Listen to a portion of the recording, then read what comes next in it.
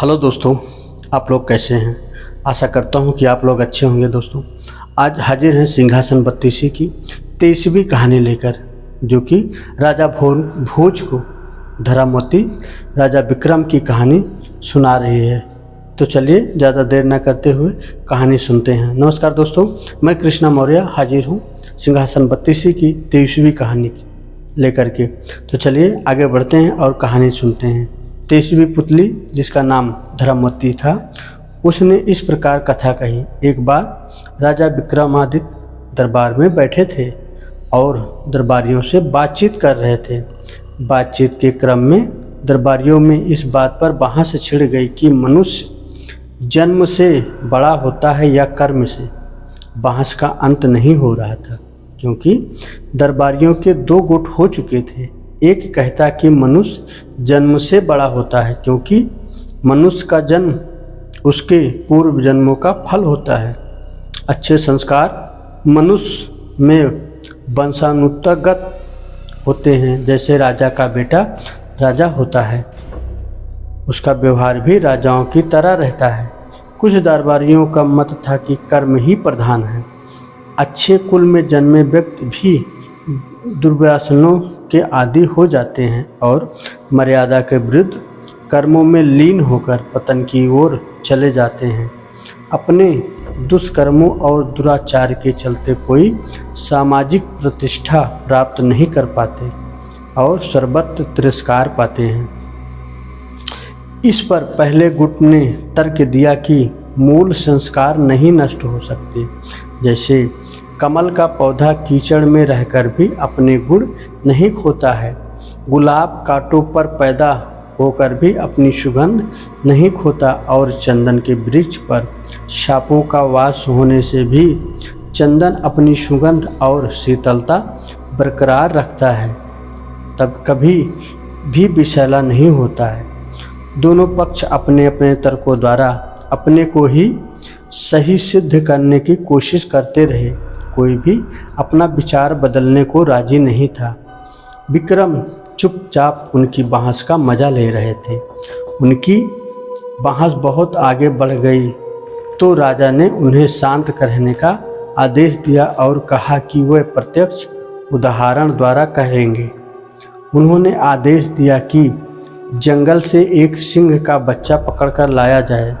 तुरंत कुछ शिकारी जंगल गए और एक सिंह का नवजात शवक उठाकर ले आए। उन्होंने एक गड़रिये को बुलाया और उस नवजात शवक को बकरी के बच्चों के साथ साथ पालने को कहा। गड़रिये की समझ में कुछ नहीं आया, लेकिन राजा का आदेश मानकर वह शवक को लेकर ले गया। शवक की परवरिश बकरी के बच्चों के साथ होने लगी। वह भी भूख मिटाने के लिए बकरियों का दूध पीने लगा। जब बकरी के बच्चे बड़े हुए तो घास और पत्तियां चरने लगे। शवक भी पत्तियां बड़े चाव से खाता और कुछ और बड़ा होने पर दूध तो वह पीता रहा, मगर घास और पत्तियां चाह कर भी नहीं खा पाता। एक दिन जब विक्रम ने उसे शवक पर का हाल बताने के लिए बुलाया तो उसने उन्हें बताया कि शेर का बच्चा एकदम बकरियों की तरह व्यवहार करता है। उसने राजा से विनती की कि उसे शवक को मांस खिलाने की अनुमति दी जाए, क्योंकि शवक को अब घास और पत्तियां अच्छी नहीं लगती। विक्रम ने साफ मना कर दिया कि सिर्फ दूध पर उसका पालन पोषण किया जाए। गड़रिया उलझन में पड़ गया। उसकी समझ में नहीं आया कि महाराज एक मांस भक्षी प्राणी को शाकाहारी बनाने पर क्यों तुले हैं। वह घर लौट आया।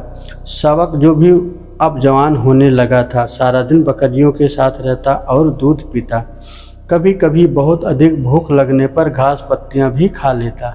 अन्य बकरियों की तरह शाम को उसे दरबे की तरफ हाँका जाता तो वह चुपचाप सर झुकाए बढ़ जाता। बंद होने पर कोई प्रतिरोध नहीं करता। एक दिन जब वह अन्य बकरियों के साथ चर रहा तो पिंजरे में बंद एक शेर को लाया गया। सिंह को देखते ही सारी बकरियां डरकर भागने लगी तो वह भी उनके साथ दुम दबाकर भाग गया। उसके बाद राजा ने गड़रिये से को उसे स्वतंत्र रूप से रखने को कहा। भूख लगने पर उसने खरगोश का शिकार किया और अपनी भूख मिटाई।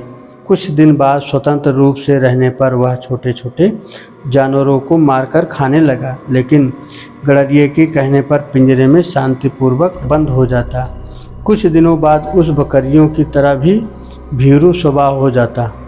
एक दिन जब वह फिर से उसी शेर को सामने लाया गया तो वह डरकर नहीं भागा। शेर की दहाड़ उसने सुनी तो वह भी पूरे स्वर से दहाड़ा। राजा अपने दरबारियों के साथ सब कुछ गौर से देख रहे थे।